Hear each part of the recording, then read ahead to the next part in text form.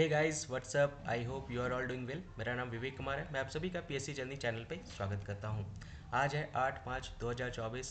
I hope आज का दिन बहुत ही आप लोग का अच्छा बीता होगा। सबसे पहले आप सभी लोग को महाशिवरात्रि की ढेर सारी शुभकामनाएं।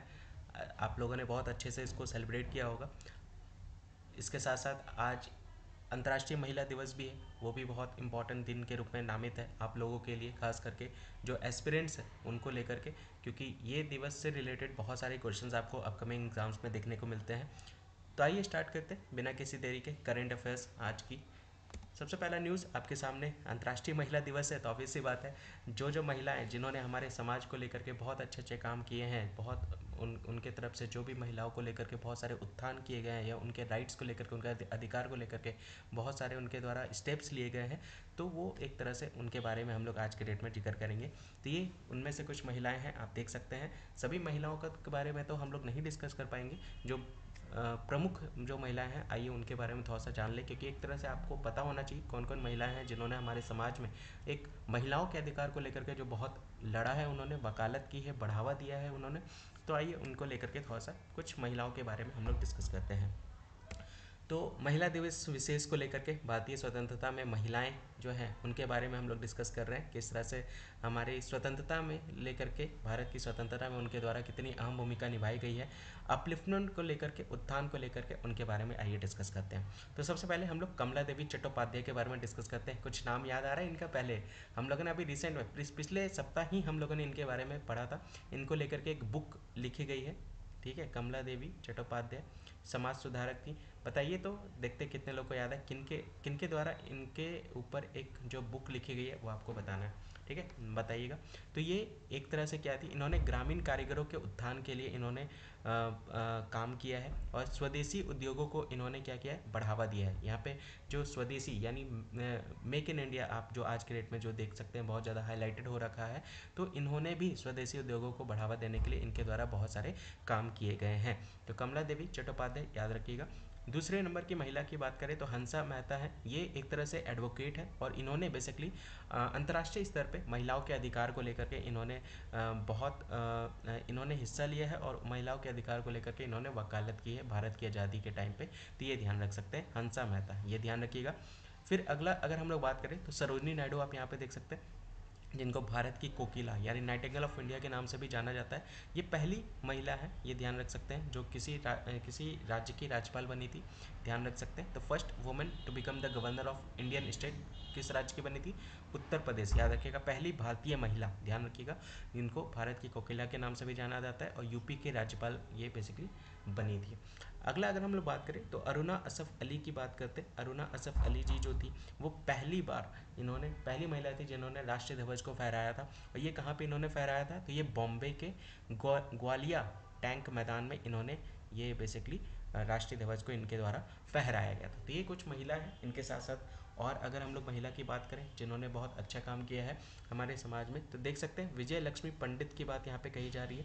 ये पहली वुमेन है जो बेसिकली यूएन जनरल असेंबली की प्रेसिडेंट यानी अध्यक्ष बनी थी, ये ध्यान रख सकते हैं। संयुक्त राष्ट्र महासभा की अध्यक्ष बनने वाली ये पहली महिला थी, विजय लक्ष्मी पंडित। बहुत बड़ी बात है, देख सकते हैं इनके द्वारा, आप यहाँ पे देख सकते हैं, ठीक है। और इसके बाद अगर हम लोग बात करें तो ऊषा मेहता है। ऊषा मेहता के द्वारा यहाँ पे नेतृत्व किया गया था किस चीज़ को लेकर के? यहाँ पे भारत छोड़ो आंदोलन के दौरान इन्होंने कांग्रेस रेडियो का यहाँ पे नेतृत्व किया गया था इनके द्वारा, देख सकते हैं। क्विट इंडिया मूवमेंट के दौरान में ये अंडरग्राउंड लेवल पे कांग्रेस रेडियो का जो नेतृत्व कर रही थी, ये ध्यान रख सकते हैं। क्या नाम है इनका? ऊषा मेहता, ध्यान रखिएगा, ऊषा मेहता, ध्यान रख सकते हैं। फिर अगली अगर हम लोग बात करें तो मैडम बीकाजी कामा, आप यहाँ पे देख सकते हैं, बीकाजी कामा। ये 1907 में इनके द्वारा बेसिकली जर्मनी में अंतर्राष्ट्रीय समाजवादी सम्मेलन में इनके द्वारा पहला राष्ट्रध्वज फहराया गया था, देख सकते हैं। इनके द्वारा कहाँ पे? स्टटगार्ट में, स्टटगार्ट याद रखिएगा, जो कि जर्मनी में है। अंतर्राष्ट्रीय समाजवादी की बात यहाँ पे कही जा रही है, इंटरनेशनल सोशलिस्ट कॉन्फ्रेंस में इनके द्वारा यहाँ पे राष्ट्रीय ध्वज फहराया गया था। कब की बात है? ये 1907 की बात कही जा रही है। मैडम बीकाजी कामा के बारे में यहाँ पे बात कही जा रही है। अगला अगर हम लोग बात करें तो राजकुमारी अमृत कौर, आप यहाँ पे देख सकते हैं। ये स्वतंत्र भारत में पहले स्वास्थ्य मंत्री बनी थी, ये ध्यान रख सकते हैं। तो हेल्थ मिनिस्टर के रूप में ये स्वतंत्र भारत की पहली हेल्थ मिनिस्टर थी, ये ध्यान रख सकते हैं। राजकुमारी अमृत, उन्हीं को लेकर के ये आपका न्यूज़ है। तो ये कुछ प्रमुख विख्यात महिला थी जिनके द्वारा बहुत इम्पॉर्टेंट स्टेप्स लिए गए थे हमारे समाज में, इनके द्वारा एक तरह से बहुत अहम भूमिका निभाई गई थी हमारे समाज में, देख सकते हैं। तो ये कुछ खास महिला है, ये ध्यान रखिएगा। महिला दिवस विशेष में इन महिलाओं के बारे में हम लोगों ने जाना। आइए आगे बढ़ते हैं अगले न्यूज़ की तरफ। आई होप सभी को इनके बारे में, आधा से ज़्यादा महिला के बारे में आप पहले से जानते होंगे। कुछ ऐसी महिलाएं जिनके बारे में आपको नहीं पता होगा, तो आई होप आज अब आप लोग सभी महिला, जो विख्यात महिला है, उन सभी के बारे में आप जान चुके हैं। ठीक है, आइए आगे बढ़ते हैं अगले न्यूज़ की तरफ। अगला न्यूज़ यहाँ पे आप देख सकते हैं, चंद्रयान 4 मिशन की बात यहाँ पे कही जा रही है। चंद्रयान 4 मिशन, जो कि एक कैसा मिशन है, जो कि ल्यूनर प्रोजेक्ट है। आप देख सकते हैं अगली जो चंद्र परियोजना है उसका ये आपका चंद्रयान 4 मिशन आप देख सकते हैं। इसका लक्ष्य क्या है? इसका लक्ष्य क्या है कि जो सैंपल्स है मून के, उसको लेकर के इसको लाना है अर्थ में, ताकि उसका अध्ययन किया जा सके। ठीक है, तो ये मिशन जो है 2027 में पूरा करने का जो लक्ष्य रखा गया, देख सकते हैं 2027 में इस मिशन को टारगेट किया गया है।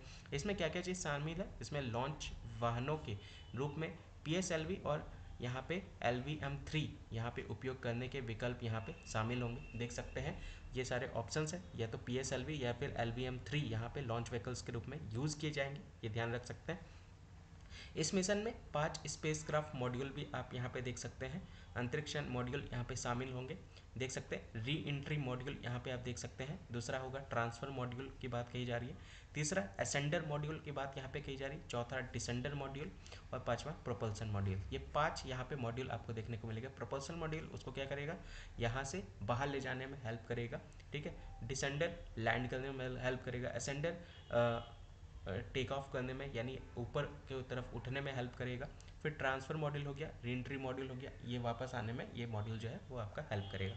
तो ये सारे 5 मॉड्यूल जो है वो इस स्पेसक्राफ्ट में जो है शामिल होंगे, ये ध्यान रख सकते हैं। ठीक है, तो उसी को लेकर के कब ये मिशन कब शामिल है, कब इसको टारगेट किया जा रहा है, तो ये 2027 में पूरा करने का यहाँ पे लक्ष्य रखा जा रहा है। एम क्या है? ल्यूनर सैंपल, यानी चंद्रमा से जो सैंपल है वहाँ से एकत्र करके लेकर के आना है अलग अलग जगह से, और उसको अर्थ पे ला करके उसके ऊपर क्या करना है, अध्ययन करना है। ठीक है, अगला वर्ड ऑफ द डे आप यहाँ पे देख सकते हैं, प्रोबिटी। प्रोबिटी ये वर्ड ऑफ द डे है, ध्यान रख सकते हैं। इसका मतलब होता है ऑनेस्टी, ईमानदार। आप देख सकते हैं ईमानदार, इसका सिनोनिम क्या होता है? इसका सिनोनिम मतलब समानार्थक शब्द क्या होता है? ईमानदारी। ठीक है, ऑनेस्टी, इंटीग्रिटी की बात यहाँ पे कही जा रही है। और एंटोनिम्स यानी इसका विलोम शब्द यानी विपरीत शब्द जो होता है वो क्या होता है? बेमानी, भ्रष्टाचार, आप यहाँ पे देख सकते हैं। तो निमोनिक्स यहाँ पे यूज़ किया गया, प्रोबिटी। प्रोबिटी उच्चारण इसका ऐसे ही होता है, प्रोबिटी, ये ध्यान रख सकते हैं। तो यहाँ पे प्रो का मतलब और अखंडता आप देख सकते हैं। Pro as in professional, professional, and BT as sounding like integrity. Integrity combine करके इसका मतलब क्या हो गया? प्रोफेशनल लेवल ऑफ इंटीग्रिटी, यानी इसका क्या मतलब हो गया? पेशेवर स्तर की अखंडता का यहाँ पे आप देख सकते हैं इसका मतलब हो गया है। एग्जाम्पल की बात करें कि हम लोगों को हमेशा ईमानदारी और सत्यनिष्ठा से व्यवहार करना चाहिए, उसको लेकर के यहाँ पे बात कही जा रही है, प्रोबिटी, ये ध्यान रख सकते हैं। तो ये वर्ड ऑफ द डे है, थोड़ा सा ध्यान रख सकते हैं। इसका मतलब क्या हुआ? ऑनेस्टी, इंटीग्रिटी, ईमानदारी की बात यहाँ पे कही जा रही है। ठीक है, तो हमें हमेशा ईमानदारी और सत्यनिष्ठा से व्यवहार करना चाहिए, उसी को लेकर के ये आपका न्यूज़ है। ठीक है, आगे बढ़ते हैं अगले न्यूज़ की तरफ। अगला न्यूज़ यहाँ पे हैंड ट्रांसप्लांट को लेकर के, और ये बेसिकली कहाँ पे? दिल्ली में। दिल्ली में किस हॉस्पिटल की बात यहाँ पे कही जा रही है जो कि सक्सेसफुल हैंड ट्रांसप्लांट यहाँ पे हुआ है? तो ये बेसिकली जो न्यूज़ है ये बेसिकली गंगाराम हॉस्पिटल का ये आपका न्यूज़ है। गंगाराम अस्पताल यहाँ पे आप देख सकते हैं फरवरी 2023 में हाथ प्रत्यारोपण सर्जरी के लिए अनुमति प्राप्त करने वाला उत्तर भारत का पहला अस्पताल ये आपका बन गया है। देख सकते हैं पहला हॉस्पिटल आपको देखने को मिलेगा नॉर्थ इंडिया का, जो एक तरह से परमिशन इसको मिल गया है हैंड ट्रांसप्लांट सर्जरीज को लेकर के। ठीक है, एक आदमी जिन्होंने अपना दोनों हाथ खो दिया था ट्रेन एक्सीडेंट में, कब? अक्टूबर 2020 की बात यहाँ पे बताई जा रही है। उनका नाम यहाँ पे आप देख सकते हैं मीना मेहता है, जो बेसिकली अपने अंगों को दान करने का इन्होंने वादा भी किया था, और एक तरह से बिकेम कुमार्स डोनर। ठीक है, तो एक तरह से ये क्या हो गए? कुमार की दाता बन गई है, और प्रत्यारोपण के लिए हाथ यहाँ पे इनके द्वारा प्रदान किए गए। प्रत्यारोपण सर्जरी डॉक्टर महेश मंगल और डॉक्टर स्वरूप गंभीर द्वारा यहाँ पे की गई है। देख सकते हैं ये जो सर्जरी हुई है ये ट्रांसप्लांट किसके द्वारा हुआ है? Doctor Mahesh Mangal and doctor स्वरूप गंभीर के द्वारा ये आपका ट्रांसप्लांट हुआ है, ये ध्यान रख सकते हैं। ठीक है, तो ये उसी को लेकर के ये आपका न्यूज़ है। ये देख सकते हैं 2023 फरवरी की बात कही जा रही है। गंगाराम हॉस्पिटल की बात यहाँ पे कही जा रही है। पहला हॉस्पिटल है नॉर्थ इंडिया का जिसको यहाँ पे परमिशन मिल गया है हैंड ट्रांसप्लांट सर्जरीज को लेकर के। आप देख सकते हैं ये सक्सेसफुल सर्जरी यहाँ पे हो गया, उसी को लेकर के ये आपका न्यूज़ है। ठीक है, आगे बढ़ते हैं अगले न्यूज़ की तरफ। अगला न्यूज़ जो है वो बेसिकली चाइना और आपका मालदीव से रिलेटेड है। दोनों के बीच में यहाँ पे समझौता हस्ताक्षर हुए हैं। किस क्षेत्र में? डिफेंस के क्षेत्र में, रक्षा के समझौते यहाँ पे हस्ताक्षर किए गए ताकि नॉन लिथल वेपन को प्राप्त किया जा सके। गैर घातक हथियार को प्राप्त करने के लिए दोनों के बीच में समझौता हुए हैं। जो राष्ट्रपति मुइजू है वो सैन्य सहयोग समझौते की पुष्टि के लिए मेजर जनरल झांग बैक्विन, यहाँ पे आप देख सकते हैं बैक्विन, और एक्जिम बैंक ऑफ चाइना के अध्यक्ष रेनू सेंगजन से इन्होंने मुलाकात की है। चाइना के प्रेसिडेंट, जो बैंक ऑफ चाइना के प्रेसिडेंट है रेन चेंगुन, उनके साथ इनके द्वारा मुलाकात हुई है और इन्होंने सहमति दिखाई है किस चीज़ को लेकर के? सैन्य समझौते को लेकर के, एग्रीमेंट को लेकर के इनके द्वारा पुष्टि की गई है। इसका उद्देश्य क्या है? इसका उद्देश्य यहाँ पे बढ़ावा देना, ठीक है, रक्षा बलों को मजबूत करना और राष्ट्रीय स्वायत्तता सुनिश्चित करने पर ध्यान केंद्रित करना। ठीक है, उन्होंने चीन और मालदीव के बीच में लंबे समय से चल रहे सैन्य सहयोग पर क्या किया? जोर दिया गया, एम्फोसाइज किया गया, ये देख सकते हैं। तो अभी मालदीव्स और चाइना के बीच में आप देख सकते हैं रक्षा सहयोग समझौता हुआ है, ये ध्यान रख सकते हैं। उसी को लेकर के यहाँ पे ये आपका न्यूज़ है। याद रखिएगा कि इन दो देशों के बीच में डिफेंस एग्रीमेंट यहाँ पे हुआ है। तो मालदीव्स और चाइना आप यहाँ पे देख सकते हैं गैर घातक हथियार को लेकर के यहाँ पे बात कही जा रही है। फोकस यहाँ पे डिफेंस फोर्सेस को मजबूत करने को लेकर के यहाँ पे की जा रही है। ठीक है, अगले न्यूज़ की तरफ बात है। अभी हम लोगों ने रिसेंट में कवर किया था, लद्दाख के द्वारा डिमांड किया जा रहा है स्टेटहुड को लेकर के, राज्य की डिमांड यहाँ पे सेपरेट स्टेट की डिमांड यहाँ पे की जा रही है। उसी को लेकर के अभी सुप्रीम कोर्ट का यहाँ पे जजमेंट आया है। ठीक है, 6 शेड्यूल का यहाँ पे डिमांड किया जा रहा है इनके द्वारा स्टेटहुड को लेकर के, राज्य घोषित करने को लेकर के। आप लोगों को पता होगा 2019 की बात है ये, 31 अक्टूबर 2019 370 आर्टिकल हटा करके जम्मू कश्मीर राज्य जो था उसको फिर डिवाइड कर दिया गया जम्मू और लद्दाख में एक यूनियन टेरिटरी के रूप में, जिसको हम लोग यूनियन टेरिटरी कहते हैं। आज के डेट में यूनियन टेरिटरी है, केंद्र शासित प्रदेश जिसको कहा जाता है। तो अब लद्दाख के द्वारा स्टेटहुड डिमांड किया जा रहा है 6 शेड्यूल के तहत, 6ठे अनुसूची के तहत। ठीक है, अब उसी को लेकर के यहाँ पे केंद्र शासित प्रदेश लद्दाख को राज्य का दर्जा नहीं बल्कि विशेष दर्जा देने का यहाँ पे विचार कर रहा है, देख सकते हैं। तो आर्टिकल 371 यहाँ पे प्रोवाइड किया गया है अभी फिलहाल अनुच्छेद 371 के तहत, कुछ भारतीय राज्यों के लिए विशेष प्रावधान प्रदान करता है। स्पेशल प्रोविजन यहाँ पे प्रोवाइड करने की बात यहाँ पे कही जा रही है, जो कि कुछ राज्यों को यहाँ पे दिया जाता है।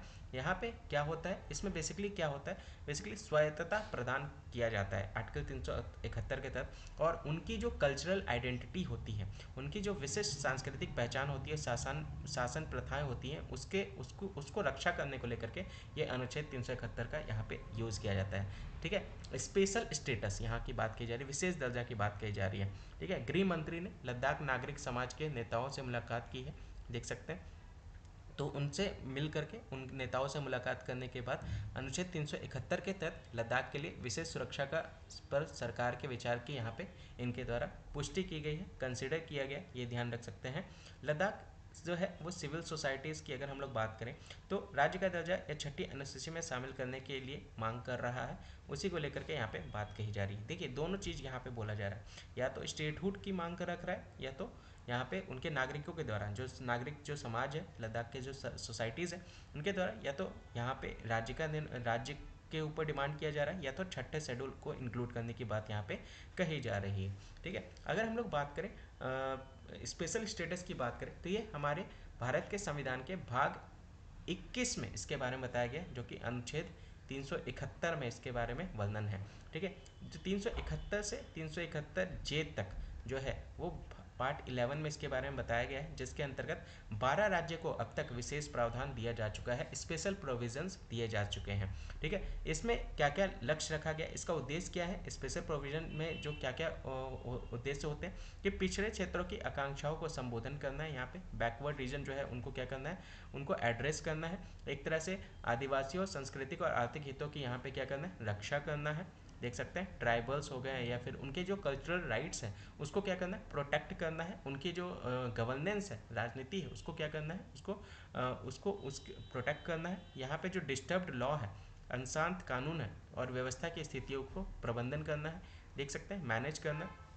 तो ये सारे इस प्रावधान के अंतर्गत हैं। तो अब तक जो 12 राज्य हैं जिनको यहाँ पे स्पेशल स्टेटस दिया जा चुका है अनुच्छेद 371 के तहत, वो कौन कौन से राज्य हैं? सबसे बड़ा क्वेश्चन मार्क तो ये भी आपके दिमाग में आ रहा होगा। तो आप देख सकते हैं ये सारे राज्य आपको देखने को मिलेंगे। महाराष्ट्र हो गए, आंध्र प्रदेश हो गए, तेलंगाना, सिक्किम, मिजोरम, अरुणाचल प्रदेश, गुजरात, नागालैंड, असम, मणिपुर, गोवा, कर्नाटका, ये सारे राज्य आप देख सकते हैं जिनको 371 अनुच्छेद के तहत स्पेशल प्रोविजंस यहाँ पे स्पेशल स्टेटस प्रोवाइड किया जा चुका है। ठीक है, उसी को लेकर के यहाँ पे इनकी द्वारा मांग की जा रही है लद्दाख के द्वारा, या तो राज्य की मांग की जा रही है कि 29वां राज्य, क्योंकि अभी भारत में टोटल 28 राज्य हैं, तो 29वां राज्य बनने को लेकर के इनकी डिमांड की जा रही है कि वापस से इनको स्टेट बना दिया जाए, या फिर 6 शेड्यूल की मांग यहाँ पे इनके द्वारा की जा रही है, ताकि इनकी जो कल्चर्स है, कल्चरल आइडेंटिटी है, सांस्कृतिक पहचान है, उसकी यहाँ पे रक्षा हो सके, उनको यहाँ पे प्रोटेक्ट की जा सके। ठीक है, उसी को लेकर के ये आपका न्यूज़ है। देखिए पॉलिटी का भी पार्ट यहाँ पे इंक्लूड कर दे रहा हूँ ताकि आपका एक तरह से रिवीजन हो सके।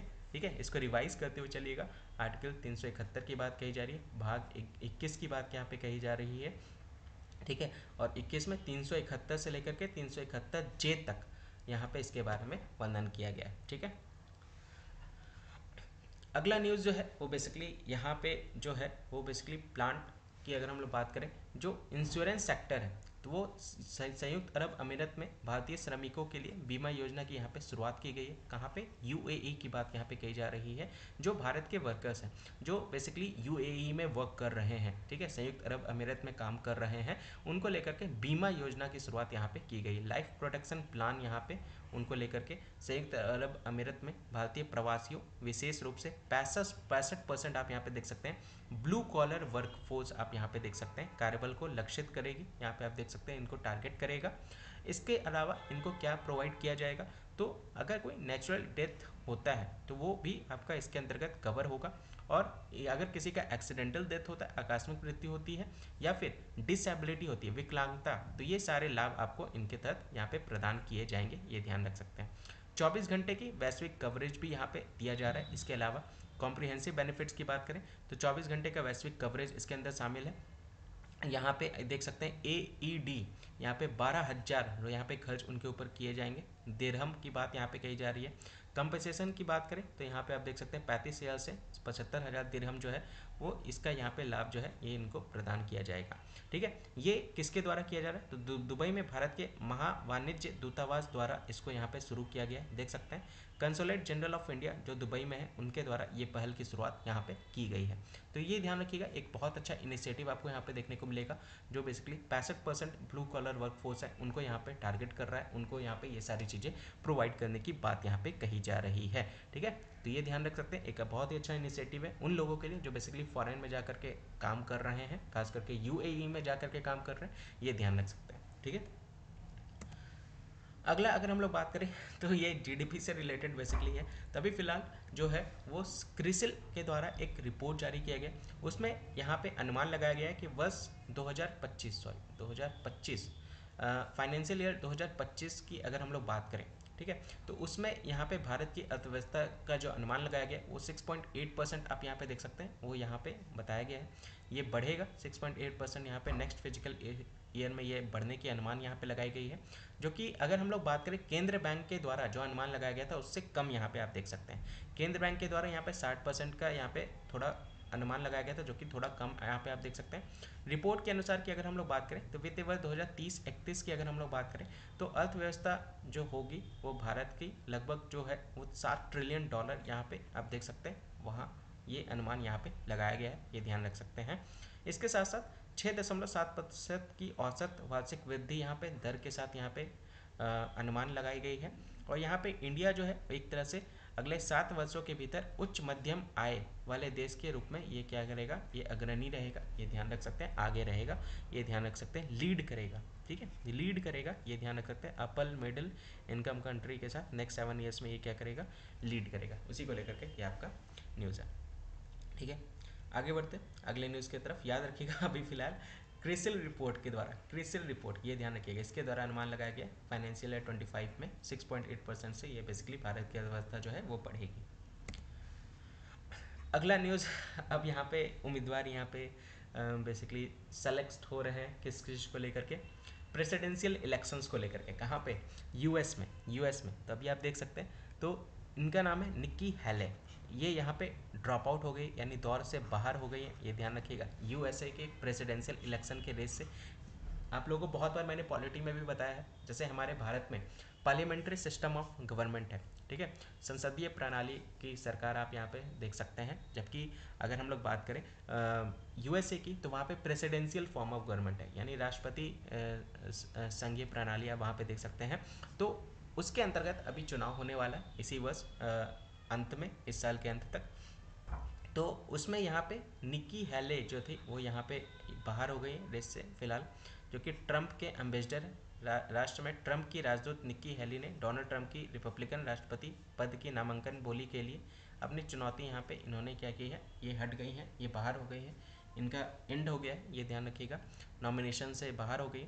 हैली ने इसकी अनाउंसमेंट यहाँ पे चार्ल्सटन में की है, जहाँ पे ट्रंप को यहाँ पे 14 में से ट्रंप को 15 में से 14 यहाँ पे वोट दिए गए हैं, देख सकते हैं, जीत हासिल की गई है रिपब्लिकन नामांकन प्रतियोगिता में। देख सकते हैं हैली ने चार्ल्सटन में घोषणा की कि जहां ट्रंप ने 15 रिपब्लिकन नामांकन प्रतियोगिता में से 14 में जीत हासिल की है। तो देख सकते हैं अभी फिलहाल जो री इलेक्शन होगा, ठीक है, आप देख सकते हैं वापस से री इलेक्शन अभी आपको देखने को मिलेगा, वापस से ट्रंप और जो बाइडेन में वापस से ये आपको इलेक्शन देखने को मिलेगा, जो लास्ट आपने देखा था जो हुआ था जिसमें ट्रंप हार गए थे। तो बेसिकली ये रिपब्लिकन पार्टी से ट्रंप बिलोंग करते हैं और यहाँ पे डेमोक्रेटिक पार्टी से जो बाइडेन यहाँ पे बिलोंग करते हैं। तो ट्रंप और डेमोक्रेटिक राष्ट्रपति जो बाइडेन के बीच नवंबर के चुनाव के लिए फिर से चुनाव यहाँ पे निर्धारित है। और ऐसा यहाँ पे आप देख सकते हैं 1956 के बाद से पहली बार अमेरिकी राष्ट्रपति पद की यहाँ पे प्रतियोगिता में ये दोबारा रिपीट होने जा रहा है वापस से सेम जिनके द्वारा पिछले इलेक्शन में जो नॉमिनेटेड थे, जो उम्मीदवार थे, उनका फिर से अब वो लोग यहाँ पे बेसिकली फाइट करने जा रहे हैं, एक तरह से कंटेस्ट करने जा रहे हैं इलेक्शंस पे, आमने सामने आपको दोबारा देखने को मिलेंगे। तो ट्रंप और जो बाइडेन आपको वापस से देखने को मिलेंगे, देख सकते हैं 1956 के बाद से ऐसा आपको दोबारा नज़ारा देखने को मिलेगा, वापस से वही दोनों लोग जिन्होंने पिछले इलेक्शन में खड़े थे, ठीक है। तो उसी को लेकर के ये आपका न्यूज़ है, याद रखिएगा निक्की हैली अब बाहर हो गई है रेस से। अभी फिलहाल रेस में कौन है? ट्रंप और जो बाइडेन। अगला न्यूज़ यहाँ पे जो है ये बेसिकली प्रोजेक्ट सीबर्ड है। प्रोजेक्ट सीबर्ड क्या है? प्रोजेक्ट सीबर्ड यहाँ पे देख सकते हैं, इसको पहले गौर से देखिए, ये प्रोजेक्ट सीबर्ड है। सीबर्ड क्या होता है? सीबर्ड आइए थोड़ा सा मैं आपको डिटेल में थोड़ा सा समझा दूँ। तो ये नेवल बेस है करवार का, ठीक है, करवार का। यहाँ पे आप देख सकते हैं डिफेंस मिनिस्टर राजनाथ सिंह जी के द्वारा यहाँ पे इसका इंफ्रास्ट्रक्चर का यहाँ पे उद्घाटन हुआ है। यहाँ पे प्रोजेक्ट सीबर्ड विस्तार के लिए नौसेना बेस कारवार में प्रमुख बुनियादी यहाँ पे इसका यहाँ पे इनाग्रेशन यहाँ पे किया जाएगा। प्रोजेक्ट सीबर्ड क्या है? एक कोड नेम है, ठीक है। प्रोजेक्ट सीबर्ड भारतीय नौसेना के लिए एक बड़े नौसैनिक अड्डे के विकास का कोड नेम है। देख सकते हैं बहुत बड़ा लार्ज नेवल बेस जो होगा इंडियन नेवी का, वो बेसिकली एक कोड नेम के रूप में इसको जाना जाता है प्रोजेक्ट सीबर्ड, जो कि कहाँ पे आपको देखने को मिलेगा? तो ये कर्नाटक में देखने को मिलेगा। किस जगह पे? कारवार के पास ये बेसिकली आपका स्थित है, जो कि पश्चिमी तट पर है, ठीक है, भारत के पश्चिमी तट कर्नाटक के कारवार में ये आपका स्थित है। और प्रोजेक्ट सीबर्ड एक कोड नेम है, जो बेसिकली सबसे बड़ा नेवल बेस आप यहाँ पे देख सकते हैं इंडियन नेवी का। इसका ऑब्जेक्टिव क्या है? इसका उद्देश्य क्या है? हिंद महासागर क्षेत्र में भारत के दीर्घकालिक सुरक्षा हितों को क्या करना है? बढ़ाना है, देख सकते हैं। लॉन्ग टर्म सिक्योरिटी इंटरेस्ट जो है इंडियन ओशन रीजन का, ये क्या करेगा? इन्हेंस करेगा। उसी को लेकर के इसका उद्देश्य यहाँ पे आप देख सकते हैं, ठीक है। उसी को लेकर के ये आपका न्यूज़ है, ध्यान रखिएगा। प्रोजेक्ट सीबर्ड कहाँ पे है? कर्नाटक के पश्चिमी तट पर करवार जगह पे ये बेसिकली लार्ज नेवल बेस का यहाँ पे उद्घाटन यहाँ पे किया जाने वाला है। किसके द्वारा? राजनाथ सिंह जी के द्वारा, ठीक है। अगला न्यूज़ जो है वो यहाँ पे आप देख सकते हैं अश्विनी वैष्णव जी के द्वारा नीति फॉर स्टेट्स, यहाँ पे बात कही जा रही टुवर्ड्स अ विकसित भारत 2047 तक, लॉन्च ऑफ नीति फॉर स्टेट्स प्लेटफॉर्म टू विकसित भारत स्ट्रैटेजी रूम। 7 मार्च को ये हुआ है बेसिकली न्यू दिल्ली में। तो यहाँ पे लॉन्च किया जाने वाला है यहाँ पे नीति आयोग का नीति for states platform, NITI Aayog का नीति फॉर स्टेट्स प्लेटफॉर्म यहाँ पे लॉन्च किया जाएगा अश्विनी वैष्णव के द्वारा, जो कि नई दिल्ली में नीति फॉर स्टेट प्लेटफॉर्म यहाँ पे लॉन्च करेंगे। नीति फॉर स्टेट सुशासन के लिए डिजिटल पब्लिक इंफ्रास्ट्रक्चर बनने के लिए डिज़ाइन किया गया एक प्लेटफॉर्म है। देख सकते हैं नीति फॉर स्टेट्स एक प्लेटफॉर्म है जो कि डिज़ाइन किया जा रहा है डिजिटल पब्लिक इंफ्रास्ट्रक्चर के लिए। किस चीज़ को लेकर के? गुड गवर्नेंस को लेकर के। देख सकते हैं गुड गवर्नेंस को लेकर के इसको डिज़ाइन किया जाएगा। देख सकते हैं यहाँ पे ये विभिन्न राज्यों और केंद्र शासित प्रदेशों में नवीन सर्वोत्तम प्रथाओं तक पहुँच प्रदान करके जिला कलेक्टरों और ब्लॉक स्तरीय पदाधिकारियों जैसे अत्याधुनिक स्तर के पदाधिकारियों को ये क्या करेगा? समर्थन करेगा। देख सकते हैं तो एक तरह से ये क्या करेगा? ये एक तरह से सपोर्ट करेगा डिस्ट्रिक्ट कलेक्टर के साथ साथ ब्लॉक लेवल के जो फंक्शनकारी हैं, जो बेसिकली जो वर्क कर रहे हैं उस लेवल के अधिकारी जो हैं, उनको ये क्या करेगा? उनको ये एक्सेस देगा, उनको ये एक्सेस देगा और एक तरह से जो बेस्ट प्रैक्टिसेस हो सकेंगे सभी राज्यों और केंद्र शासित प्रदेश में, उसमें सर्वोत्तम प्रथाओं जो है वो वहाँ तक पहुँच प्रदान करने का पावर जो है वो इनको यहाँ पे सपोर्ट करेगा। ठीक है, समर्थन देगा किनको? कलेक्टर्स हो गए, ब्लॉक लेवल के जो फंक्शन पदाधिकारी हो गए, उनकी बात यहाँ पे कही जा रही है। ठीक है, तो याद रखिएगा नीति आयोग नीति फॉर स्टेट्स यहाँ पे लॉन्च जो है किसके द्वारा किया जा रहा है? तो रेल मंत्री अश्विनी वैष्णव के द्वारा नई दिल्ली में ये बेसिकली हो रहा है। नई दिल्ली में कहाँ पे? तो रंग भवन ऑडिटोरियम आकाशवाणी भवन की बात यहाँ पे कही जा रही है न्यू दिल्ली में, आप यहाँ पे देख सकते हैं। ठीक है, 7 मार्च को ये हुआ है, कल के डेट में। ठीक है, अच्छे सारे न्यूज़, आई होप आप लोग को समझ में आ रहा होगा। अंतिम में कुछ क्वेश्चंस हैं तो उस क्वेश्चंस का आंसर आप लोग देते हुए चलिए। आंसर्स आप लोग नहीं दे रहे हैं तो कल 2 लोगों के द्वारा आंसर आया था, शुभांगी और पूजा के द्वारा। मैं चाहता हूँ सभी लोग आंसर करें, जितने भी लोग बेसिकली ये करेंट अफेयर की क्लासेस देख रहे हैं। हर एग्ज़ाम के लिए ये करेंट अफेयर बहुत ज़्यादा इंपॉर्टेंट है। अच्छे से इस करेंट अफेयर को कवर करते हुए चलिए ताकि आपका